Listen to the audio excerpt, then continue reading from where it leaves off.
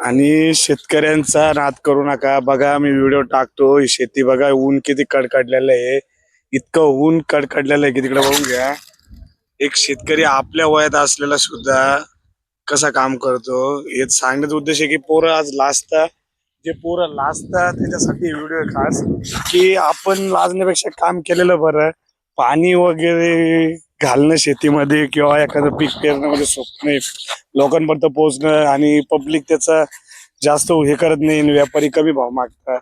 सांगण्याचा माझा उद्देश तेव्हा एक होता ना आताही एकच आहे की शेतकऱ्यांना तुम्ही साथ द्या, शेतकऱ्यांचा मालाला पिका भावाला भाव देत राहा। कारण की आपण दोन आयटम जरी विकले किंवा एक जरी विकलं तर आपण आपलं पोट भरू शकते, पण त्या बिचाऱ्यांची मेहनत एवढी असते की त्यांची सांगू नाही शकत। बघून घ्या, आणि खरंच कामाचं लाज नाही पाहिजे। शेतकरी शेती करायचं असेल तर एवढं काम असतं, आणि इतक्या उन्हामध्ये आपण थोडं तरी ऊन लागलं की आपल्या मुलांना राहू कोणाला राहू, एक एसीचा घरामध्ये एसी लावून द्या, हे लावून द्या, ते लावून द्या। एक शेतकऱ्यांना कोण एसी लावून दे? त्यांचं आयुष्याचं एकच आहे की लोकांपर्यंत प्रत्येक जे पीक टाकलं ते पीक पुरलं पाहिजे, गेलं पाहिजे, लोक आपले चांगले खाल्ले पिल्ले पाहिजे, सर्वांनी चांगलं राहिलं पाहिजे, प्रत्येकाची हीच इच्छा असते। आणि शेतकरी म्हणून राजा मानला जातो। आणि म्हणा, आणि मी पहिलेही सांगितलं, एखाद्या नेत्याचा तुम्ही हे करण्यापेक्षा शेतकऱ्यांचा मुद्दे पूर्ण घ्या, आणि शेतकरी जितका पुढे जाईल तितका आपण पुढे जाऊ। अजूनही सांगतो शेतकऱ्यांना साथ द्या। राजा तेव्हाही बोललो, आजही बोलतो शेतकरी। पण मलाही जेव्हा शेती समजली, जेव्हा आपण स्वतः एक भाजीच्या धंद्यातून मार्ग दिसल्यानंतर आपल्याला कळलं की शेती किती महत्वाची, आणि लोकांमध्ये किती महत्वाचा पुरावा लागतो, माल पुरावा लागतो। एक शेतकरी कसा काम करतो, ऊन ताण, पाऊस, हिवाळा, उन्हाळा काही न बघता स्वतःच्या जीवाचं रान करून आपल्यापर्यंत पोहोचतो। तर तुम्हीही बघा, करा।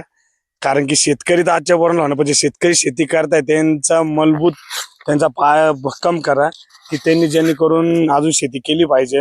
आणि शेती करत असतील बी तर त्यांना त्यांचा मूलभूत जर भाव मिळाले, त्यांना जर भाव मिळाले तर ते बिचारे शेती अजून चांगल्या प्रकारे करतील। आणि विकणाऱ्यांनी तर आज काही भाव विका, काही नाही, मागणारे स्वस्त मागतील किंवा महाग मागतील हा नंतरचा प्रश्न आहे। पण जर शेतीत पीक जर पिकलं तर आपल्यापर्यंत पोहोचल, आपल्यापासून पोहोचलं तर कस्टमर पर्यंत पोहोचल।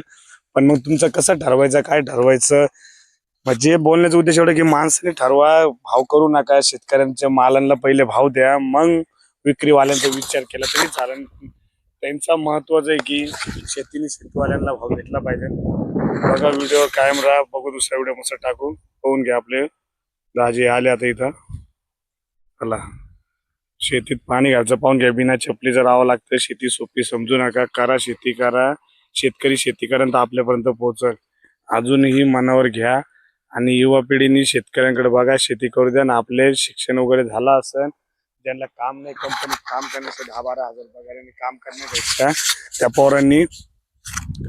त्या पोरांनी भाजीचा काय होईना धंदा करा, किंवा तुम्हाला जे वाटत ते करा, सप्लायर करा, काही करा, पण शेतीवाल्यांना तुम्ही साथ द्या। आणि शेतकरी झालीच पाहिजे। महाराष्ट्रामध्ये बघून घ्या, आपल्या नाशिक जिल्ह्यामधली शेती आहे छान शेती, स्वतः पिकवणारे, स्वतः माणूस करणारे प्रत्येक गोष्टीमध्ये असतात।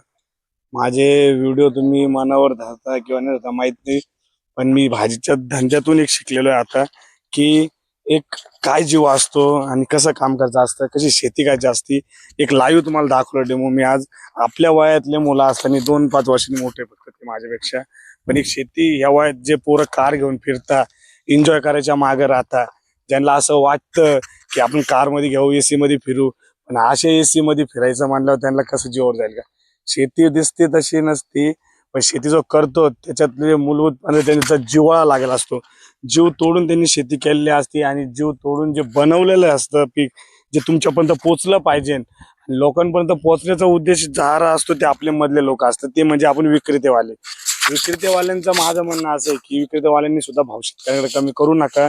ठरवा तुम्ही जे 10 आयटम विकता त्या 2 विका। मी कारण की दाखवतोय जे मला माहित नाही कोणत्या व्हिडिओ मध्ये काय असतं काय नाही, कोणी काय विकतं काय नाही, पण माझ्या व्हिडिओ मध्ये मला माहिती आहे स्वतःला की जो माझा अनुभव आहे, आत्ताचा जो अनुभव आहे माझा, की जे लोकांपर्यंत पोहोचतो माल, आपण आपलं बेनिफिट बघायला बघतो की हे भाव घेतले, हे पैसे मिळाले, पण शेतकऱ्याचा भाव कधी पाहता का? तो विचार कसा करतो, काय करतो, किती विकतो, काय भाव, त्याला किती भांडवल लागतं, इथं आज पाणी आहे, पीकचे बिया आहे, अजून हर एक गोष्ट आहे की जे आपण सांगू नाही शकत। शेतकरीचं खरं सांगतो की आज आम्ही पार्टीला आलो, पण एकदम मन भरून आलं या गोष्टीचं की पार्टीला आल्यानंतर आपल्या वयापेक्षा फक्त 2 ते 3 वर्षांनी मोठे असणारे जे आपल्या दुकानाच्या समोर आता त्यांची शेती आहे, तर ते कसं त्यांच्या मिसेसला आपण बहीण मानलेलं ते आपले दाजीच लागतात.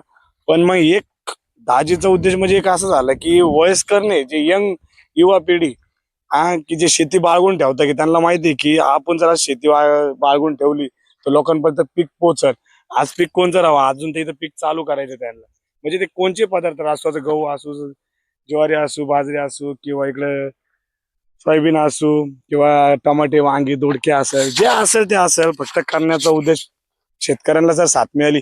जर कधी शेतकरी जर ढिल्ला पडला तर लक्षात ठेवा, आर्थिक मंदी जशी म्हणता ना, तर आर्थिक मंदी व्हायला तर होणार, पण लोक उपाशी मरतील. कारण की आता जेवढे आपण खातो पितो आणि जे मजा मारतो ते फक्त शेतकऱ्याच्या जीवावरचे. कारण की पैसा कमवायचा तुम्हाला दर्जा खूप जागेवर मिळेल, पण शेतकरीकडून तुम्हाला कमीत कमी आणि कमी प्रमाणे तुम्हाला लोकांना जो म्हणजे नाव ठेवता बुवा शेतकऱ्यांना, की हे महाग मिळतं. जेव्हा महाग झालं म्हणतं की महाग मिळाला, महाग मिळाला, तर महाग मिळाला, महाग मिळाला. पण ते महाग मिळायचे कारण काय राहतं, त्यांचा माल किती खराब होतो, किती पीक खराब होतं. बघा, थोडंसं चुकल माझ्या बोलण्यामध्ये, त्याच्यासाठी मी सॉरी बोलू शकतोय. पण माझं पोहोचायचं मला जितक्या लोकांपर्यंत, की शेतकरी जवळ पोहोचायचं, की की जे युवा पिढीचे पोरं आहे, ज्यांना काम नाही, जे खचून चालले, शिक्षण जास्त झालंय आणि आम्हाला काय करायचं नाही, तर त्यांच्या त्यांची शेती करा. ज्यांच्याकडे शेती त्यांनी शेती करा आई वडिलांची. आणि ज्यांच्याकडे शेती नाहीये ना, तर त्यांनी काय करा माहितीये का, जे आज पोरं कंपनीत जाऊन 12,000 कमावायच्या मागे राहतात, ते कंपनीत काम करण्यापेक्षा तुम्ही छोटा मोठा धंदा करायचं बोललो मी, तर तुम्ही शेतीचा त्याच्यामुळे निवडा, की शेतीमध्ये जेवढे आपले भाजी विक्रेते जास्त वाढतील ना, तितका शेतकऱ्यांचा माल डायव्हर्ट होईल. आणि डायव्हर्ट झाला म्हणजे तुम्हाला भाव मिळेल त्यांना. कारण की आता व्यापाऱ्यांचं आज झालंय, की जास्त माल आल्यानंतर शेतकऱ्याला एकदम कमी भाव मिळतो. आणि कमी भाव मिळाल्यानंतर ते शेतकरी बिचारे नाराज होऊन, जी शेती करायची असेल ते बी, ते काही जण काही ठिकाणी विकून येऊन जातात. कारण की जीवन जगण्याचा पैसा संपून जातो ना, त्यांचं जीवन जगायचं कधी. तर त्यांना भाव भेटला पाहिजे. आणि प्रत्येक शेतकऱ्यांनी शेती केलीच पाहिजे. आणि आताच्या पोरांना ज्यांना शेती जमन आई वडिलांच्या जीवावर, त्यांनी शेती करा. ज्यांना नसेल जमत त्यांनी भाजीचं विकणे चालू करा, पण शेतकऱ्याचा भाव वाढवा. तुम्हाला जर असं वाटत असेल, माझ्या व्हिडिओमध्ये तुम्हाला जर काही चांगलं बघायला भेटत असेल आणि माझ्याकडून जर काही शिकायला भेटत असेल, तर 100% तुम्ही लक्षात ठेवा आणि करा, काहीतरी करा. तर बघा, व्हिडिओ आवडला तर लाईक करा, शेअर करा, सबस्क्राईब करा. आणि प्रत्येक आपल्या युवा पिढी, युवा मित्र परिवाराकडे पाठवून द्या, ज्यांना धंदा करण्याचा सांगा, शेती करण्याचं सांगा. खचून जाऊ नका, शेतकऱ्यांनी शेती करावा आणि आमच्यापर्यंत पीक पोहोचवा. धन्यवाद. Bye bye. भेटू दुसऱ्या व्हिडिओमध्ये आपण.